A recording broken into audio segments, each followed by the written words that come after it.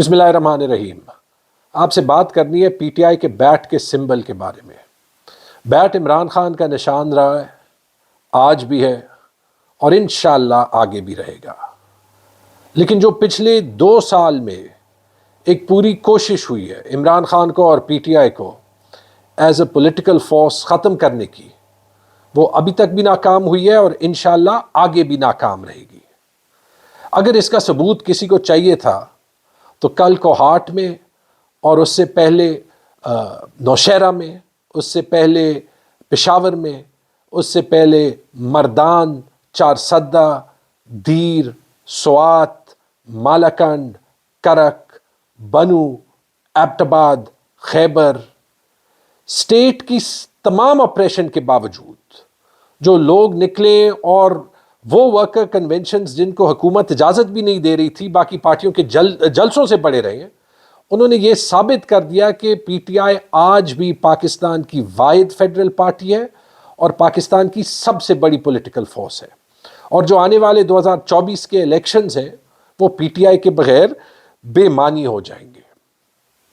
جو ڈیسیژن ای سی پی کا تھا پی ٹی آئی کے 2022 کے الیکشنز کو غلط قرار دینے کا، وہ معذرت کے ساتھ غلط تھا۔ ای سی پی نے خود 13 ستمبر کو وربل ڈیسیژن میں اناؤنس کیا تھا کہ پی ٹی آئی کے الیکشنز ٹھیک ہے اور پی ٹی آئی کے بیٹ کا سمبل ان کے پاس رہے گا، لیکن 70 دن اس ڈیسیژن کو ریزرو کرتے ہوئے جب ریٹن ڈیسیژن آیا تو جب ای سی پی 310 320 دن پنجاب اور خیبر پختونخوا میں الیکشن نہیں کر سکی اور 120 دن وفاق میں الیکشن نہیں کر سکی، اس نے پی ٹی آئی کو 20 دن دیے کہ دوبارہ سے انٹرا پارٹی الیکشنز کریں۔ ہم نے یہ نہ مانتے ہوئے کہ یہ ڈیسیژن صحیح ہے تب بھی وہ الیکشنز کرائے اپنے آئین کے تحت اور پاکستان کے قانون کے تحت، لیکن لگتا ہے کہ ابھی بھی پی ٹی آئی کی پاپولیرٹی دیکھ کے جو لاڈلا شریف اور اس کے ایلائز کی اٹیمپٹ تھی پی ٹی آئی کو سائیڈ لائن کرنے کی، کیونکہ اس سے وہ مقابلہ نہیں کر سکتے، وہ کنٹینیو رہ رہی ہے، اور ابھی بھی پی ٹی آئی کو سمبل بیٹ نہ دینے کی کوششیں جاری ہیں۔ 12-13 لوگوں سے جو ہے وہ پی ٹی آئی کے الیکشنز پہ اعتراضات اٹھائے گئے، جن میں وہ لوگ ہیں جو پی ٹی آئی کے ممبرز بھی نہیں ہیں، اور ان کو الیکشن کمیشن کل سنے گا۔ یاد رکھیں کہ اگر پی ٹی آئی کے پاس اس کا سمبل انٹرا پارٹی الیکشنز کی وجہ سے نہیں ملتا تو پھر تو کسی بھی پارٹی کو نہیں ملتا، کیونکہ اگر اعتراض یہ ہے کہ ان اپوزڈ الیکشنز ہوئے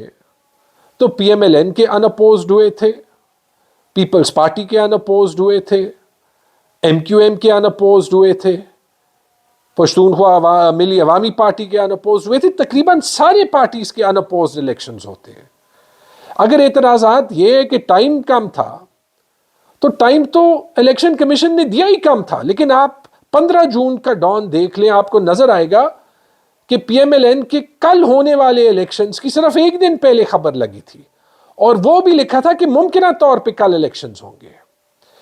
ایسے ہی پیپلز پارٹی، باقی پارٹیز کا تو کچھ پتہ ہی نہیں۔ اور اگر اعتراض یہ ہے کہ بیرسٹر گوہر کو چیئرمین بنایا گیا تو یہ تو ہمیں فخر ہونا چاہیے کہ پاکستان میں ایک بڑی پارٹی ہے جس نے بڑا عہدہ اپنے خاندان سے باہر دیا، کیونکہ نہ تو پی ایم ایل این میں کوئی بڑا عہدہ شریف خاندان سے باہر جا سکتا ہے، نہ پیپلز پارٹی میں جا سکتا ہے، نہ جے یو آئی میں گیا ہے، نہ اے این پی میں گیا ہے، تو کیسے آپ پی ٹی آئی کے الیکشنز کو غیر قانونی قرار دیں گے؟ تو ہو ہی نہیں سکتا۔ یاد رکھیں اگر ایسے کوئی اٹیمپٹ ہوئی بھی اور پی ٹی آئی سے اور عمران خان سے اور عمران خان کی پارٹی سے اس کا حق لیا گیا تو 2024 کے الیکشنز مذاق بن جائیں گے، اور یہ عمران خان سے اور پی ٹی آئی سے ان کا حق لینا نہیں ہوگا، یہ پاکستان کے لوگوں سے ان کا ڈیموکریٹک حق لینا ہوگا۔ اور اگر 2024 کے الیکشنز مذاق بن گئے تو پھر جو پاکستان کو چانس ہے کہ اس الیکشن کے بعد پولیٹیکل اور اکنامک سٹیبلٹی آئے، تو پھر وہ بھی نہیں آئے گی۔ اور ہاں، ایک اور چیز بھی یاد رکھیں، اگر یہ کیا گیا تو انشاءاللہ اس کو کورٹ میں تو ہم ضرور چیلنج کریں گے، لیکن یہ یاد رکھیں کہ جیسے عوام کے کورٹ نے پچھلے 22-24 مہینوں میں یہ ثابت کر دیا کہ وہ عمران خان اور پی ٹی آئی کے ساتھ کھڑی ہے اور اس کو ایک حب الوطن قوت سمجھتی ہے اور اس کو پاکستان کو فکس کرنے کا سب سے بہترین ذریعہ سمجھتی ہے، تو پھر یاد رکھیں، اور یہ میرے سے نہ انہی سے پوچھیں اور وہ آپ کو سب بتائیں گے کہ 8 فروری کو جو بھی ہوگا انشاءاللہ انہوں نے ووٹ پی ٹی آئی کو دینے، اور اگر آپ یہ ایک اور زیادتی کر لیں تو اور بھی جذبے اور جنون کے ساتھ انہوں نے ووٹ